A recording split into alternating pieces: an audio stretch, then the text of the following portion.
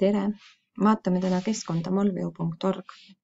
Seal on väga hea teha erinevate molekulide graafilisi ja ruumilisi kujutisi.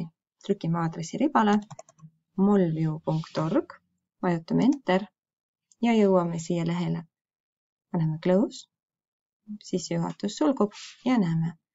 Siin keskkonnas on võimalik valmistada molekule graafiliselt, ruumiliselt, lihtsustatult.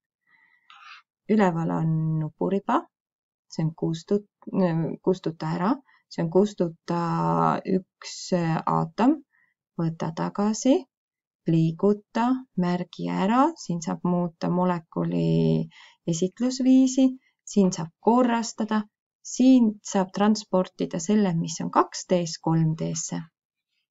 Siin on erinevad keemilised sidemed ja mõned juba valmis struktuurid, mida on võimalik kasutada. Ja siinpool on siis perioodilisus tabelist tulenevalt elementide sümbolid, mida saame kasutada molekulide koostamiseks. Kustutame esialgse molekuli ära ja proovime koos teha väävelappe molekuli. Väävelappe molekulis on väävliaatom ja väävli aatomi ümber on 4 hapnikut. Ma teen veidikene suuremaks selle ekraani. Hopsti, nii, jätame nii. 4 hapnikut paiknevad taoliselt 1, 2, 3, 4. Siia on väga mitmel moel võimalik neid sidemeid panna. Mina näitan teile sellise viisi. Võtame kordse sideme, sest et 2 hapnikul on kordne side. Lähme teeme näiteks S-kliki. Ja kui on S-klikk tehtud, siis tõmbame hapnikuni. Ja hapnikule moodustub siis 2-kordne side. Panen selle veidi kaugemale, siis on parem näha. Võin teha ka nii. Teen 1 kordse sidemega, läheb roheliseks. Hops. Ja teen kliki siin. Tekkis kordne side. Need hapnikud on seotud 1 kordse sidemega. Ja lisaks hapnikule on vesinik. Kui me valime siit vesiniku, siis tegelikult ta teeb selle ära ja saan jälle samamoodi. Hops. Ja nüüd, kui ma siit seda sidet tõmban hapniku juurest, siis ta paneb selle vesiniku sinna otsa, aga teda ei pruugi olla kohe näha. Struktuur on valmis. Teeme ta ilusaks. Asetab sidemed korrektsemalt ja transpordime 2D'st 3D'sse. Nii, saime endale siis taolise molekuli.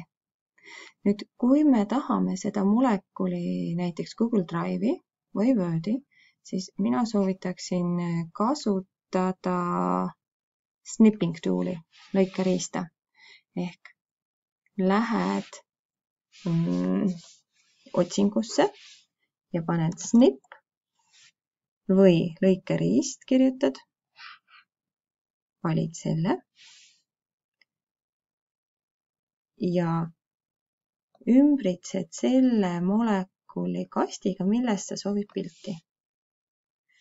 Kui see on valmis, valid edit, copy.